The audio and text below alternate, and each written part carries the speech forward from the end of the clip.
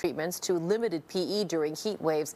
The governor signed several new bills into law this weekend on a variety of topics. KTVU's Ali Rasmus explains some of them and the impact they'll have, Ali, on millions of Californians. Garcia, let's start with the new law about fertility treatments. Starting in July, health insurance plans in California will be required to provide coverage for in vitro fertilization. The new law's supporters hope that will take away the financial burden many couples face to pay for IVF out of pocket. The cost on average is about $24,000 per IVF cycle, and couples often go through multiple.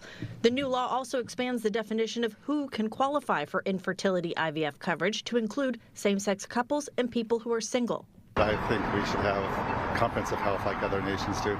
Not just other nations, 14 other states in the U.S. already have a law mandating fertility coverage on the books. The LGBTQ advocacy group Equality California applauds the move. 10 million eligible Californians will benefit and gets rid of those barriers to ensure that families, regardless again of their socioeconomic status or sexual orientation, can decide when to start a family. Among that law's opponents, health insurance companies and the state's Chamber of Commerce and others. There's always adoption. There's a lot of kids out there who needs to be adopted for loving parents. Another new law that will go into effect in 2026 is designed to protect California school kids from extreme heat. Yahusha's law is named after a 12-year-old student who died after running in PE class in 107-degree weather in August last year near Lake Elsinore. It requires school districts to set up guidelines and safety standards to limit student activity outdoors during extreme weather. It will no longer be up to a teacher's discretion to determine when it's too hot to do things like run a mile. I think it's great, honestly.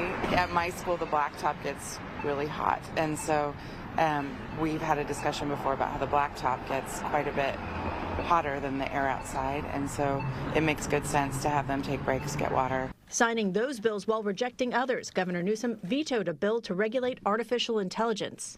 This is the first attempt to have some guidelines and have some kind of accountability and transparency for the AI companies. The bill would have required AI companies to test their models before releasing them. Companies would have been held liable if their models caused serious problems, and the bill would have guaranteed whistleblower protections for employees. Governor Newsom explained he feared it would stifle innovation and drive AI developers out of state. It's a setback, but it's not the end of the line. I look at it as other states are, seeing this and they say, okay, we might do it, but we'll be careful about having something which is acceptable for the companies. We are in elections year, so there's a lot of politics going on here. It's less than 40 days from the election.